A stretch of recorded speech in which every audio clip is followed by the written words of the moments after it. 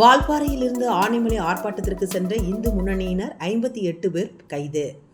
கோவை மாவட்டம் பொள்ளாச்சி அருகே உள்ள ஆனைமலை முக்கோணத்தில் தமிழக அரசை கண்டித்தும் இந்து ஆலயங்களிலிருந்து அரசின் அறநிலைத்துறையை வெளியேற வலியுறுத்தியும் உள்ளிட்ட பல்வேறு வாசகங்கள் பொருந்திய பதாகைகளை கையில் ஏந்தியவாறு இந்து முன்னணியின் கோவை தெற்கு மாவட்ட துணைத் தலைவர் வால்பாறை ஏஎஸ்டி சேகர் தலைமையில் கோவை மாவட்ட கோட்டச் செயலாளர் பாலச்சந்தர் முன்னிலையில் நேற்று ஆர்ப்பாட்டம் நடைபெற்றது. இந்த ஆர்ப்பாட்டத்தில் மாவட்ட செயலாளர்கள் நந்தகுமார், சந்தோஷ், மாவட்ட செயற்குழு உறுப்பினர்கள் ஏபி ராஜேஷ், பொன்ராஜ் மற்றும் இந்து முன்னணி நிர்வாகிகளும் உறுப்பினர்களும் கலந்து கொண்ட நிலையில் இந்த ஆர்ப்பாட்டத்திற்கு காவல்துறையினரின் அனுமதி மறுக்கப்பட்டு இருந்ததால் ஆனைமலை காவல் ஆய்வாளர் குமார் தலைமையில் உதவி ஆய்வாளர் முருகானந்தன் மற்றும் காவல்துறையினரால் அனைவரும் கைது செய்யப்பட்டனர்.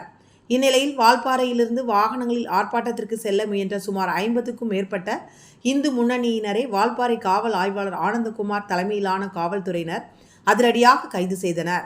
இச்சம்பவத்தால் பொதுமக்களிடையே பரபரப்பு ஏற்பட்டது. நியூஸ் எக்ஸ்பிரஸ் செய்திகளுக்காக வால்பாறை செய்தியாளர் ரவிச்சந்திரன். கோவில் நிர்வாகம் என்ற பெயர்